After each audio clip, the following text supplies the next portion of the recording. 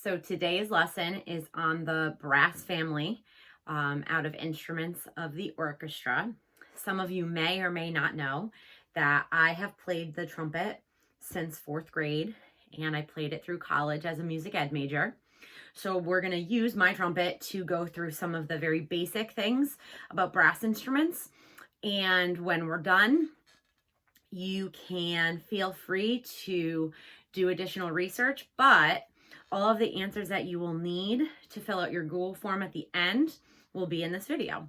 So here's my trusty trumpet. All brass instruments have a funnel-shaped mouthpiece, and it's what focuses the air and makes the sound clearer. Okay, so there's the inside. Now, if I just was to blow air through this, nothing would happen. You just hear the air sound. So same thing. You can't just blow air through. You have to buzz your lips like this. All right, in order for it to make any pitches. So if I was just to buzz on the mouthpiece, you see how now my mouthpiece is making the air a little clearer. It's focusing that sound, but I have to buzz my lips in order for it to work. So the trumpet, out of the standard orchestral instruments, so we're talking trumpet, French horn, trombone, euphonium, which if you haven't seen one, I will put a link in the comment section. You can also imagine in your head a smaller tuba, and then obviously tuba. So trumpet would be the highest sounding. Tuba would be the lowest sounding. The trumpet is the smallest and has the least amount of tubing, whereas a tuba would have a lot of tubing. Like if we could unwrap all of the twists of the brass and lay it out into a straight line, the tuba's line would be much longer than the trumpet's. So playing, these buttons, this one's a little sticky, are called valves. On a brass instrument, they are called valves. The only instrument that does not have any valves is the trombone, which has a slide, and the different positions, however far away or close to you the slide is, and however loose or tight your buzzing lips are, is what produces each individual pitch. So what is cool, especially with the trumpet, is that on a trumpet, any fingering can create at least 5 different pitches.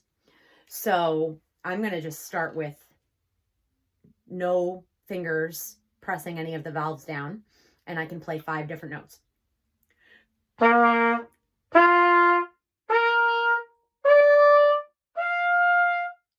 Okay, so with an open fingering, meaning I'm not pressing any of the valves down, 5 notes just like that. If you've ever heard the song Taps, that's how Taps is played.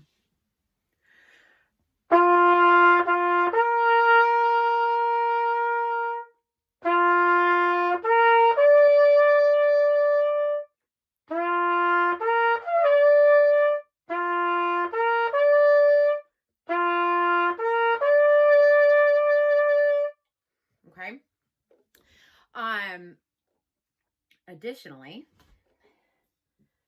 some extras while you're playing trumpet is sometimes, depending on the music, depending what the composer has called for, you may have to use a mute. So there's different types of mutes. This is a straight mute. They all change the way the instrument sounds.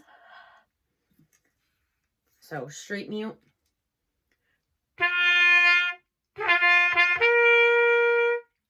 Makes one kind of sound. A cup mute, different shape. The sound will be a little bit different.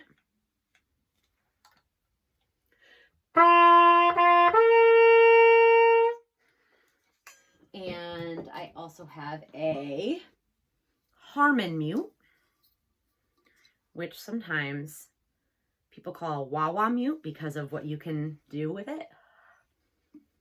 as I reach my tiny arms across the end of the trumpet. So this is without me touching it. Or if I want to put my hand. So, a little fun thing to do. Now, if you have a French horn players actually put their hands inside the bell because the bell is closer to their side. And depending on the piece, depending what they have to do, they can actually use their hand as the mute, in addition to having a physical type of piece of equipment like this. So it's a very general overview. There will be lots more to talk about in the future. But for now, take this video after you've watched it, and you may need to go back a couple times. That's okay. Or you can Google. Feel free to do your own research. There is a Google form for you to fill out with some questions regarding the brass family.